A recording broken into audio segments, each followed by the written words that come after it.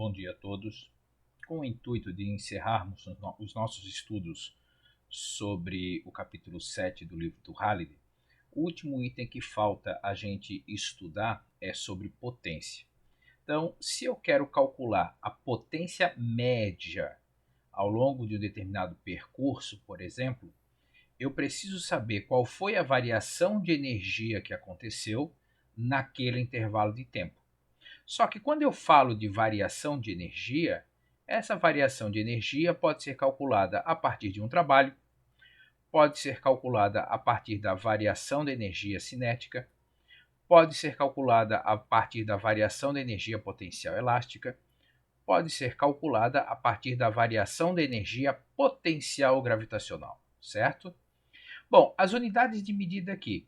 Vou focar nesse primeiro momento nas unidades do Sistema Internacional. Então, se eu quero calcular potência, é watts. Tá? Essa potência em watts significa dizer que eu tratei a variação de energia em joules e o tempo em segundos. Então, por exemplo, quando você vai lá comprar um chuveiro e ele diz que esse chuveiro tem 8.000 watts de potência, significa dizer que a cada 1 segundo aquele chuveiro está consumindo 8.000 joules de energia, certo? Então, quando eu tenho a unidade watts, eu estou associando quantos joules são consumidos a cada 1 segundo que passa. Entretanto, nós temos outras unidades de medida, como por exemplo o HP. Então, um HP equivale a 746 watts, e 1 kWh, que é aquilo que normalmente aparece na nossa conta de energia elétrica, né? Equivale a 3.600.000 joules, ou 3,6 vezes 10 na 6 joules. Mas nem sempre a gente quer calcular a potência média. Às vezes nós vamos precisar calcular a potência instantânea. Calcular a potência instantânea significa dizer que eu vou pegar a minha equação da potência média e vou fazer com que a variação temporal ela vai tender a zero. Ela vai ficar tão pequena quanto eu queira para que ela possa chegar a calcular a potência num determinado momento. Então, se a potência instantânea é o ΔT tendendo a zero, aquilo que era uma variação passa a ser uma derivada. Então, eu vou ter a derivada da energia em função do tempo ou a derivada do trabalho em relação ao tempo. Bom, mas quem que é o meu trabalho? O trabalho é força vezes a distância vezes o cosseno de θ.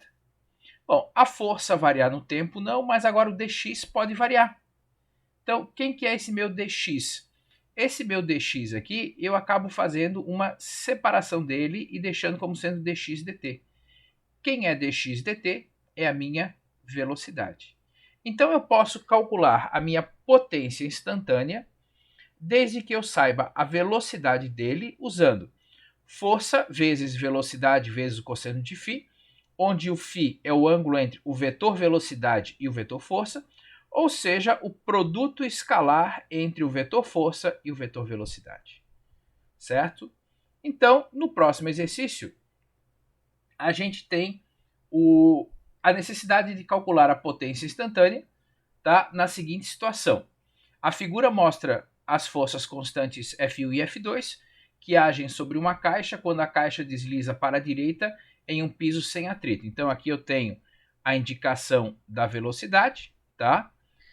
E as duas forças. Então a força F1 tem módulo 2 newtons, então a força F1 tem módulo 2 newtons.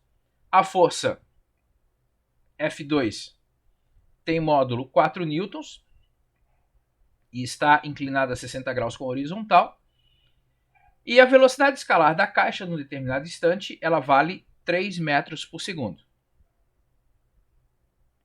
Aí ele quer que você calcule qual a potência desenvolvida pelas duas forças que agem na caixa nesse instante, por isso potência instantânea. Qual é a potência total? E a potência total está variando nesse instante?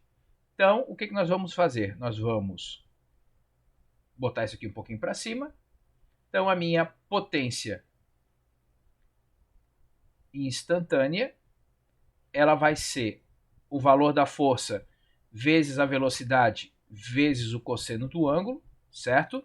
Então, eu vou calcular a potência instantânea da força F1. Então, eu vou colocar aqui F1 vezes a velocidade vezes o cosseno do ângulo. A velocidade está para a direita, a força F1 está para a esquerda. Então, quer dizer que esse meu cosseno aqui é de 180 graus, certo? Cosseno de 180 graus é menos 1. Então, a potência instantânea da força F1 ela vai valer 2 vezes a velocidade, que é 3, vezes o cosseno de 180, que vale menos 1.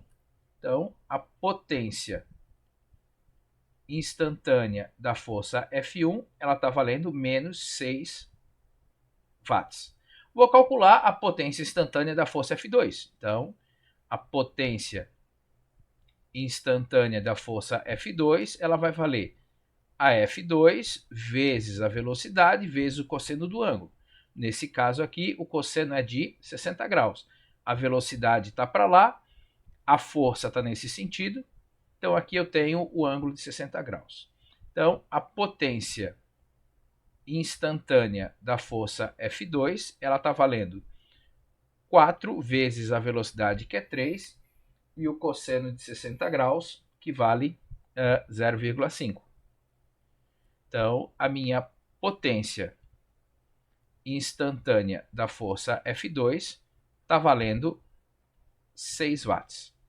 Bom, nesse caso, para eu calcular a minha potência total,